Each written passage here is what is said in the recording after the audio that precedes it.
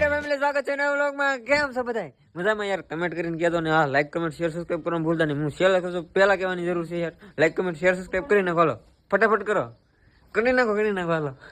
અહીં શું હાલે છે આજે?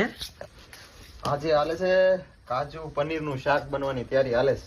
કાજુ પનીર નું શાક બને છે સાહેબ સરકારજી. બધાને જય માતાજી, જય માં મોંગલ.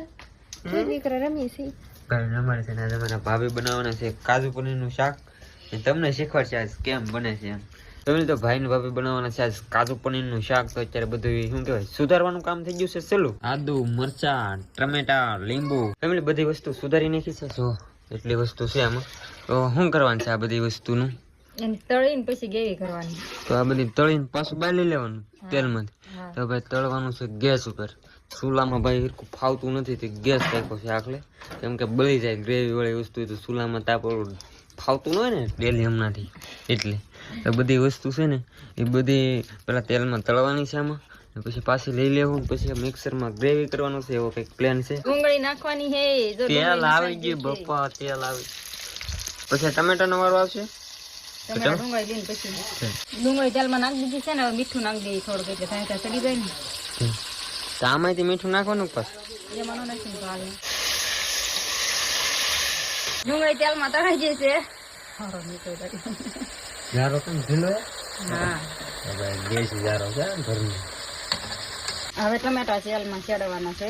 એમાં તેલમાં હવે ભાઈ ટમેટાનો વારો આવી ગયો છે. હવે ટમેટામાં મીઠું ન નાખવાનું હોય. ટમેટા નાખી એવા મીઠું નાખે, અમુક ડુંગળી નાખી એવા મીઠું નાખે. એવું નહીં તો સારું થઈ જાય પાછું. આમાં મીઠું રે તેલમાં. પૂર્યા તો ખરા હો ભાઈ બટકા. ટમેટા અહીંયા હાલવા મળ્યું છે પનીરનું કટિંગ. ટમેટા હજી તળાય છે તેલમાં. ટમેટા તળાઈ ગયા પણ બાળ થાય મને બેવું પડે. આ ટમેટા મને આમ નામ ખાવાનું મન થયું. મરચા લસણ ને આદુ તેની શેરીને છે. મરચા લસણ ને આદુ ઘડીકમાં એમાં બધું ફ્રાય થઈ ગયું આખું. લસણ લાટવા ન ચડાવવાનું હોય. જરાક વાર જ ચડાવવાનું. લસણ તરત ચડી જાય. લસણ ભાઈ તરત ચડી જાય. મને નહોતી ખબર.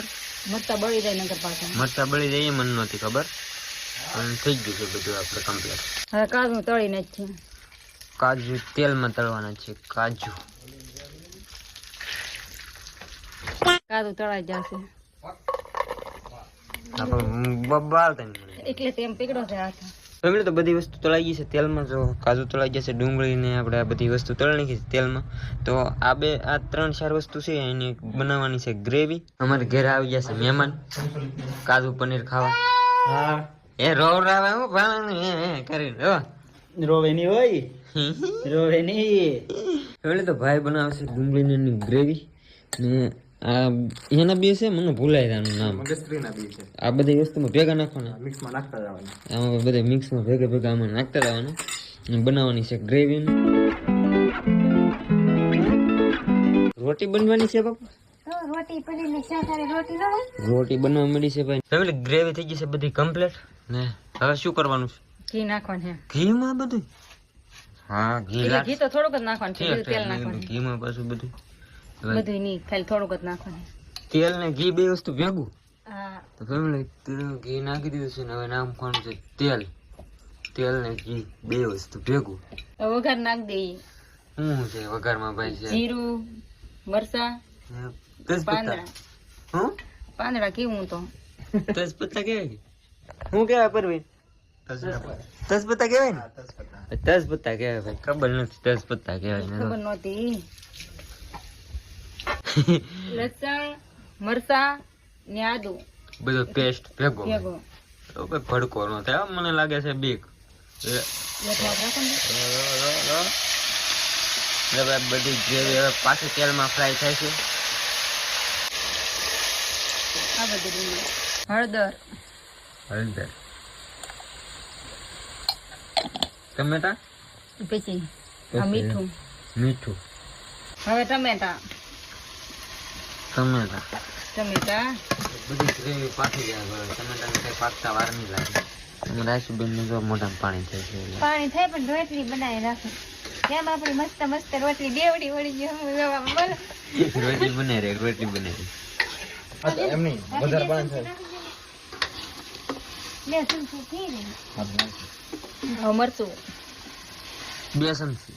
2 ચમચી મરચું હા નાખવાનું. તો ભાઈ અમારે ઘરનું મરચું છે તીખું. તીખું મરચું છે તીખું. એટલે 2 તીખું ચમચી મરચું નાખી. તીખું. 2 ચમચી મરચું. હા વાંચું એમથી કે તીખું છે ને કે તીખું શાક થઈ જાય. હવે તીખું થાય જ. કાજુ. પછી હવે પનીર. પનીર પનીર પનીર પનીર આવી હવે પનીર કોથમીર કાઢી નાખવાની. હવે પાણી. પાણી. વાહ તો બસ હવે તાને સડવા દેવાનું છે એમ છે ને. હા હવે ચડવા દેવાનું, તેલ નીકળી જાય ને તાલે. ભાઈ તાને હવે સડવા દેવાનું છે. મને આ બધું મને આવડી ગયું હવે કાજુ પનીર ને પનીર ટીકા. જો એક શાકમાં કેટલા જણા મહેનત કરે છે. એક આપણે શાક બને. ને મહેમાન જામ બેઠા આગા. આને કહેવાય દેશી સીબુ, કેમ કે બકડે પર સીબુ રહી નહીં એટલે તાંડો મૂકી દીધો હતો.